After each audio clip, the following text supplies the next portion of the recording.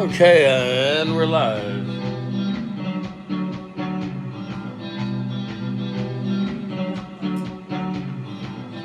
Well, hello everybody. We're having a little bit of a winter something or other. I don't know. There's a lot of wind that keeps blowing through the covered up air conditioner behind me, so it's kind of refreshing. Anyway, Carol and I just got back from an old-fashioned birthday party. Remember those? Birthday party.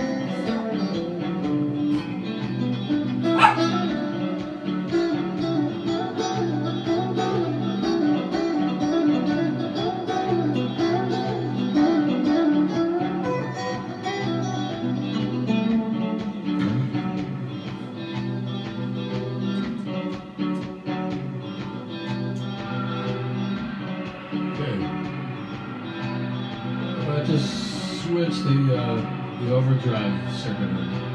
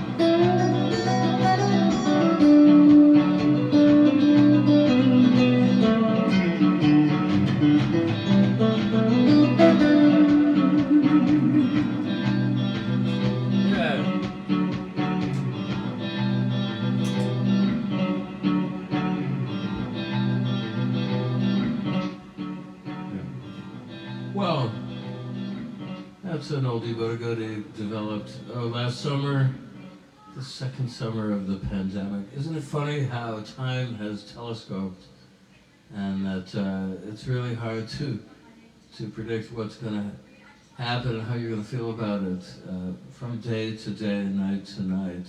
It all just seems like one big Groundhog Day, if you know that movie with Bill Murray. And that's okay. I've gotten a lot of work done in this period, and in fact, here is a new album.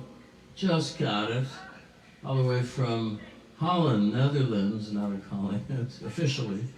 And this is Double Dare Volume 1 and 2 with my partner Peter Willems, recorded during lockdown, mainly in Maastricht, although we did some acoustic tracking in Eindhoven. As related, I went over the Halloween, the first year of the pandemic, to play a festival called the So What's Next Festival, under the auspices of Frank Veenstra and Marika Maisky.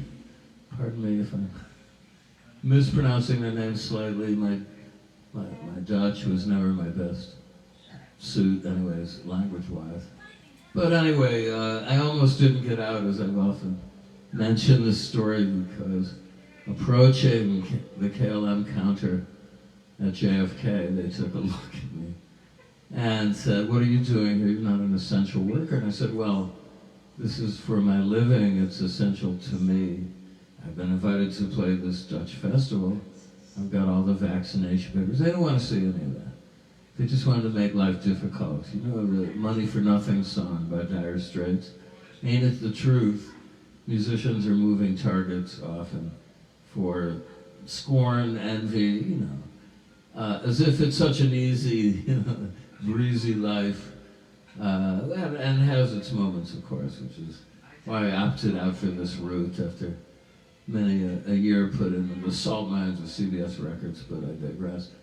In any case, I had them call the promoter, Mariska, and she said, "What do you mean? He's our key artist, and we've had some other Americans who got through customs successfully. They're already here. What are you doing?"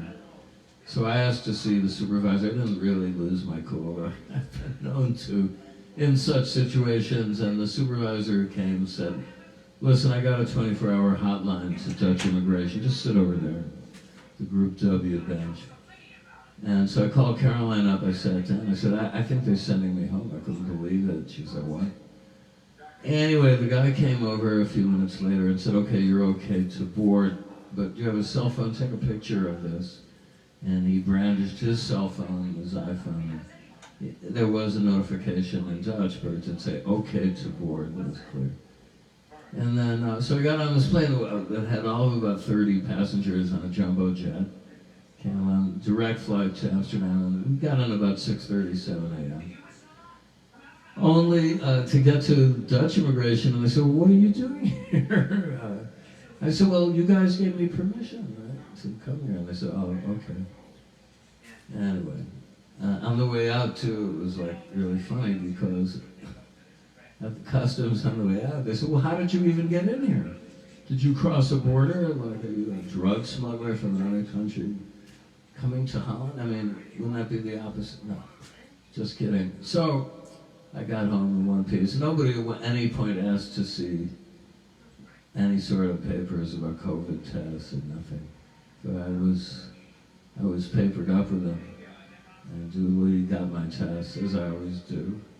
In fact, I've had 4 vaccinations of Moderna at this point, so I'm loaded for bear. I'm ready to tour, and I should be later this week announcing some tour dates that were a long time coming, but they're coming through, so stick around for that. But in the meantime, it's only that CD. That's a real good one. We got an excellent review in Oor magazine, which is the Rolling Stone of the Netherlands, courtesy Oscar Schmidt. Thank you, Oscar. And, well, I just got back with Caroline from a birthday party, and that was a lot of fun. Our friend Eve Pomerantz, I don't know what number birthday it was, but I recall being at a similar function 3 years ago before lockdown in the same apartment in Chelsea, and it was lovely to see everybody and everybody was having a good time without masks, eating and drinking, making merry. I met some nice people there, including, I don't want to name any names here, but it was a lot of fun. And Eves is a very, very talented playwright, screenwriter, filmmaker, and her father, Bernard Pomerantz, wrote The Elephant Man, the original play on Broadway. And I knew Bernard, and so it was lovely to hang with her and also reminisce about Bernard, who passed away a few years ago.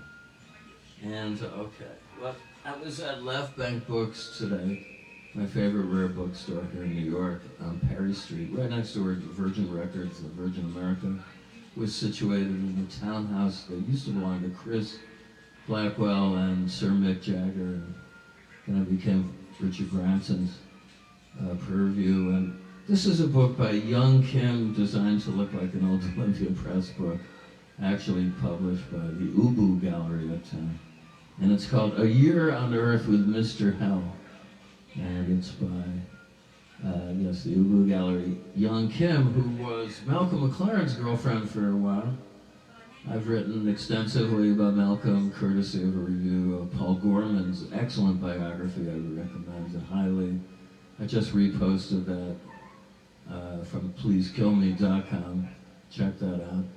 But then she became the girlfriend of Richard Hell, and this is apparently a little bit on the salacious side. So I can't wait to dig in and read all the dirt. I met Richard back in the day. He was on Hal Wilner's tribute to Tim Buckley. And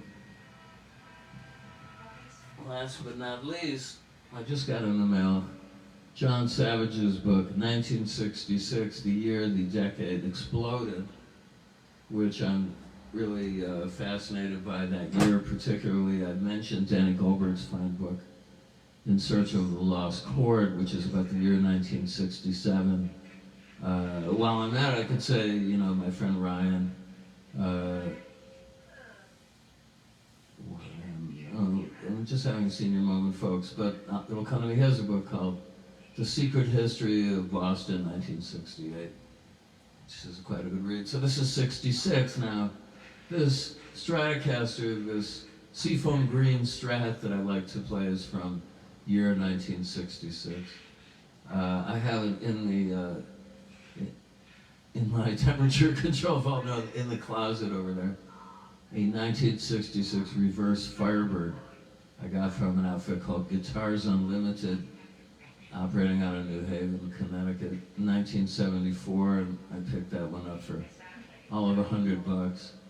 Really powerful guitar, very powerful pickups.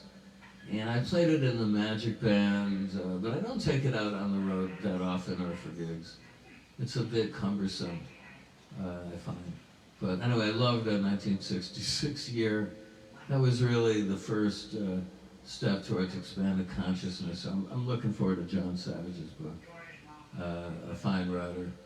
And I'm looking forward to Danny Goldberg's book about Trump, which is also really on deck in the rotation. I like to read, 3 or 4 books at once and dip into each of them as the spirit moves me from time to time in stolen moments.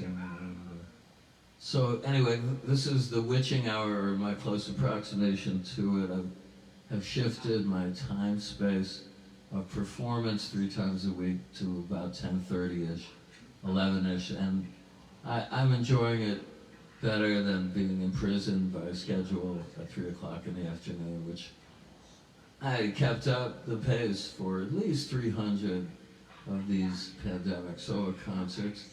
But this one suits my temperament a little bit better, and I like the low lighting, and I just get more in the mood to play for you guys. And the next one will be, what day is it today? Saturday, okay, on Tuesday, probably at the same time. The witching hour technically, as I understand it, is midnight. As differentiated from the Hour of the Wolf, if you know that film by Bergman. That's more like about 4 in the morning. Witching hour traditionally was midnight, but the problem in New York City, and especially in this apartment building or similar buildings, the walls are very paper thin here. Was always a problem. It's probably under code, folks. To tell you the truth. Somebody made some money along the way of constructing it. And I live in this 19th century converted warehouse, which is a nice space from the 1880s. It was constructed. It was a grain warehouse. It's somewhat haunted, too, but I won't go into that right now. In any case, these are just plasterboard walls with no insulation. So on the old, soundproofing tip, it's nearly impossible to do it. We did have an acoustic engineer here once, because we've had an on and off perennial war with our neighbors on the other side of the bedroom wall. Lately we've been getting along, so I don't want to belabor the point, but this guy said, well, this will cost $20,000, but I can't ensure that it'll be still perfectly soundproof, because the bricks are a bit porous. And, in New York, there's always constant noise. Even in the West Village, when I moved here, it was really quiet at night because nobody lived down here now. Tons of people live down here. It's a fashionable Gold Coast neighborhood, supposedly, so-called.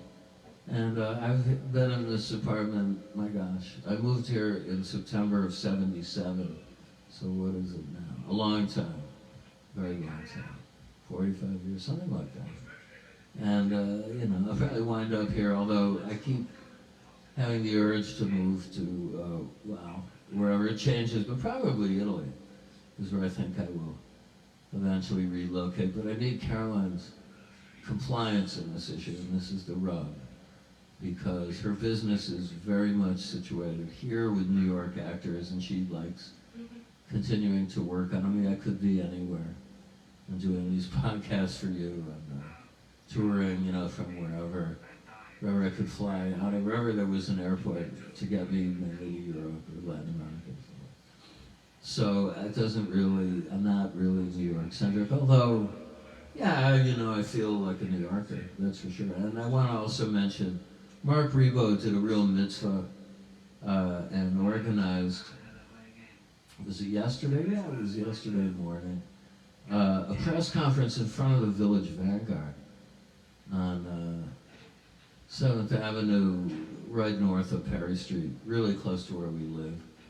And he had Esperanza Spalding there, and some other fine musicians. Brandon Ross, great guitar player, was there. I saw a lot of old friends.